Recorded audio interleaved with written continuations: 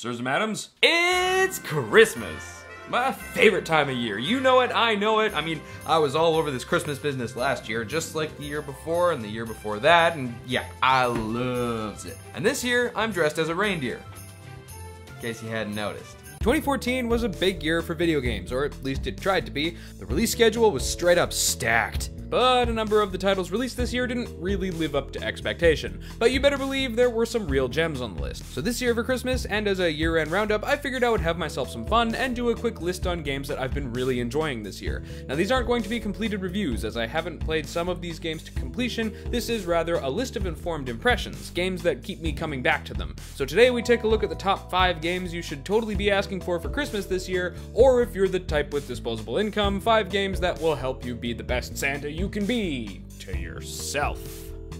Number 5, Hyrule Warriors. Man, do I love me some Zelda. Man, do I love me some spectacle fighters. Devil May Cry, Bayonetta, kind of a little bit God of War, but I like that one less than Bayonetta and Devil May Cry. Nintendo has lately been turning themselves into the really cool company, one move at a time. This was made apparent when Team Ninja was commissioned to make a Metroid game. But we're not here to talk about that one. No sir. But when I heard that the Dynasty Warriors people were making a Zelda game, it really piqued my interest. So yeah, Hyrule Warriors combines 2 things that I love in life. And even if I had never played a Dynasty Warriors game prior to this, I was still optimistic. I've always felt that there was a number of angles from which to approach the world of Zelda, and a heavy action spectacle fighter is definitely one I can get behind. My optimism was well founded because this game is fun. It's not quite as intimate and intricate as some of the previously mentioned favorites are, but this is not a problem. The simplified approach to cutting swath through your bountiful enemies with the occasional jacked up challenge is a really nice way to unwind and let the play take you away. I'd like to say that the reason I like this game so much is because it's essentially one huge, really well written love letter to Zelda fans, but to leave it there would be to sell it short. The fan service combined with the accessibly presented level of scope makes this just another entry on the ever-growing list of reasons to own a Wii U. Number 4, The Evil Within. Now I will admit that this is one of the games on the list that I haven't finished yet, and I will also say up front that this game kinda gets off to a bit of a rough start. Okay, first a bit of context. So, straight up, I was really looking forward to this game. Shinji Mikami has his name on like half of my favorite games in life. Killer 7, Devil May Cry, Phoenix Wright, Resident Evil, the good ones. And this game is being billed as the spiritual successor to Resident Evil 4?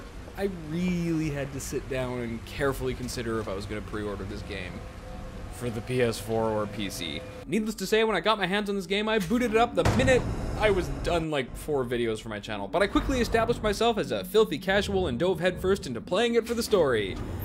What? I'm a YouTuber. I want to play games, not butt heads with them. Although maybe easy mode in this game is a bit too easy. I don't know.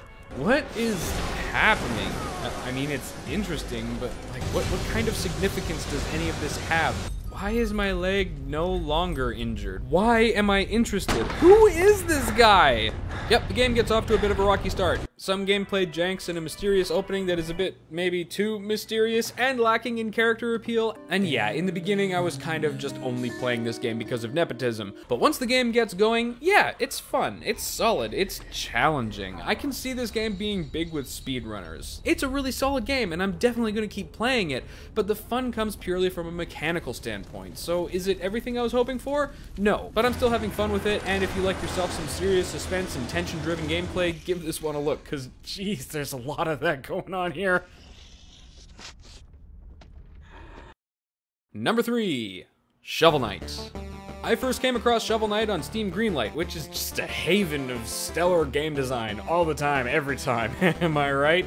And let's just say that at this time in particular, Shovel Knight was a game about a knight that used a shovel. Oh hey, that sounds dumb.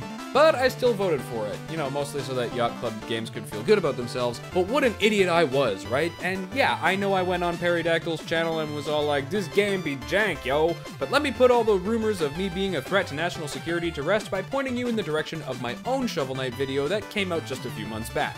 If you haven't seen the video, well, I liked the game. I say as much a few times throughout the video, and try to end on as high a note as possible, but I do make it clear that there are things in this game that kind of rub me the wrong way.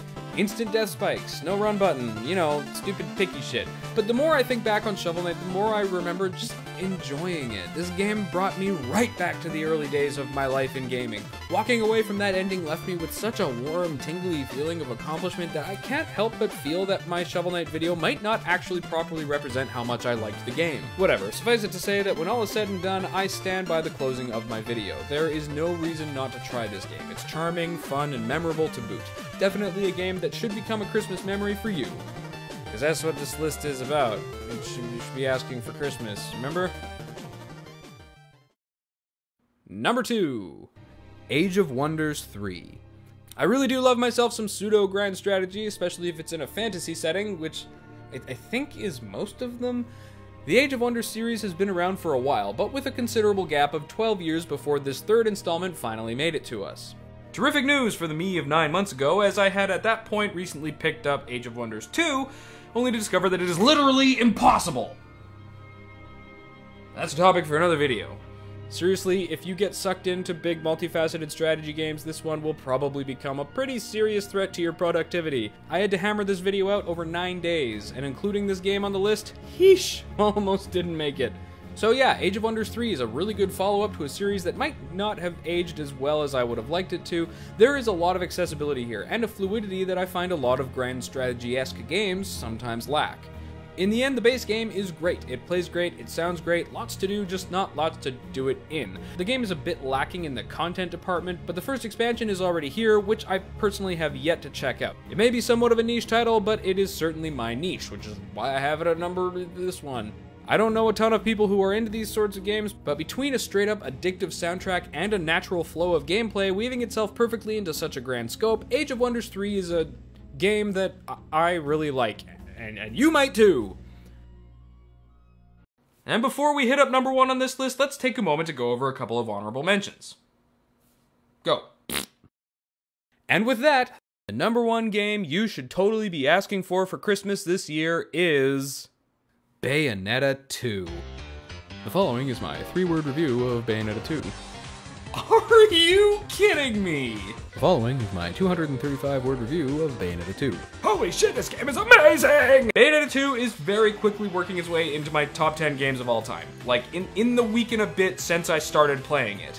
I cannot believe how well this game turned out. I mean, yeah, I've heard people complaining that it's largely a retread of the first game, but why is that a problem? The first game was awesome, why wouldn't we want more of it? There is nothing lost in the gap between these two games. Bayonetta 2 picks up right where the last game left off, and there is no compromise. Seriously, it's kind of hard for me to talk about how amazing this game is to just anyone. If you played the first one, then you'll know what I'm talking about. But to the uninitiated, all I can say is that it's the kind of amazing that really only comes along once in a long while. And if the whole Wii U exclusive thing is what's throwing you off, don't let it. I'll admit I was skeptical about the Wii U's future, but honestly, Nintendo is doing such a good job of giving us reasons to own one, and this game is the delicious entree that also serves as the artfully arranged centerpiece. If you like spectacle fighters, you are going to be all over this, and if you don't like those, well, then maybe this game will turn you around on them. Hey everybody, thanks for watching my Christmas video this year. I hope you had fun watching it, because I know I had fun making it, so someone had fun. This video, like my Christmas video last year, was part of Boku no Eruption's YouTuber Advent Calendar. It has tons of great videos on it already, and tons more yet to come up until Christmas Eve. You should totally both go check out Eruption's channel and the Advent Calendar playlist, which I have linked here somewhere. And if you want to see me talk some fabricated bullshit about Shovel Knight on Peridactyl's channel, I don't know where it's linked, it's somewhere here. Thanks for watching, have a Merry Christmas, and I'll see you in 2015. Okay, this costume's really hot. My head can breathe!